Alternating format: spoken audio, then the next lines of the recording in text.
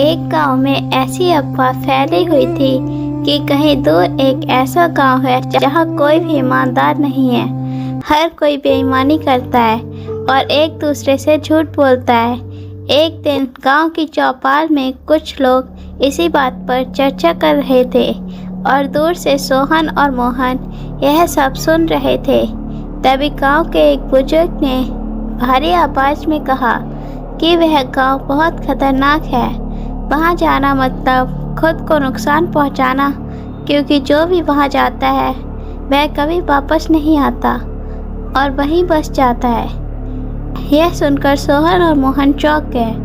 मोहन मुस्कुराते हुए बोला कि यह सब पुरानी अफवाहें हैं, आज के समय में ऐसा कुछ नहीं होता। लेकिन बुजुर्ग ने फिर चेतावनी दी कि यह मजाक नहीं बल्कि सच है। हमारे गांव के भी कई लोग वहां गए थे और कभी लौटकर नहीं आए। जब सोहन और मोहन ने रास्ता पूछा तो बुजुर्ग ने मना कर दिया और कहा कि वह रास्ता बहुत खतरनाक है और वहां जाने का सोचना भी नहीं चाहिए। लेकिन जिज्ञासा के कारण दोनों ने एक दिन उस रहस्यमयी गांव में जाने का प्लान बना लिया और अगली सुबह चुपके से घर से निकल पड़े। रास्ता कठिन था, घना जंगल, डरावनी खामोशी और अजीब सा माहौल। काफ़ी दूर जाने के बाद उन्हें एक टूटा फूटा दरवाज़ा दिखाई दिया जिस पर लिखा था स्वागत है लेकिन सावधान। मोहन ने इसे मजाक समझा और दोनों अंदर चले गए। गांव में पहुंचते ही उन्हें सब कुछ अजीब लगा, क्योंकि हर व्यक्ति झूठ बोल रहा था। कोई खुद को अमीर बता रहा था जबकि वह गरीब दिख रहा था। कोई कह रहा था उसने खाना खा लिया जबकि वह भूखा लग रहा था।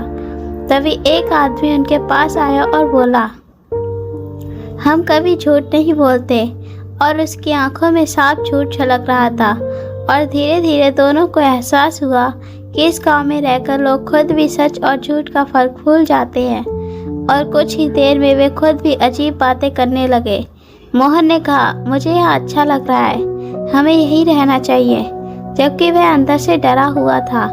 तभी एक बूढ़ा आदमी आया और बोला कि यहाँ जो भी आता है धीरे धीरे झूठा बन जाता है और कभी वापस नहीं जा पाता। यह सुनकर दोनों घबरा गए और बाहर निकलने की कोशिश करने लगे, लेकिन हर कोई उन्हें गलत रास्ता बता रहा था और वे और फंसते जा रहे थे। तभी सोहन को अपने बाबा की बात याद आई, सच हमेशा रास्ता दिखाता है। उसने मोहन का हाथ पकड़कर कहा कि अब चाहे कुछ भी हो जाए हम सिर्फ सच ही बोलेंगे। जैसे ही उन्होंने सच बोलना शुरू किया, उनके सामने का धुंध हटने लगा। धीरे धीरे बाहर जाने का रास्ता साफ दिखाई देने लगा। वे उस रास्ते पर चलते गए और आखिरकार गांव से बाहर निकल आए।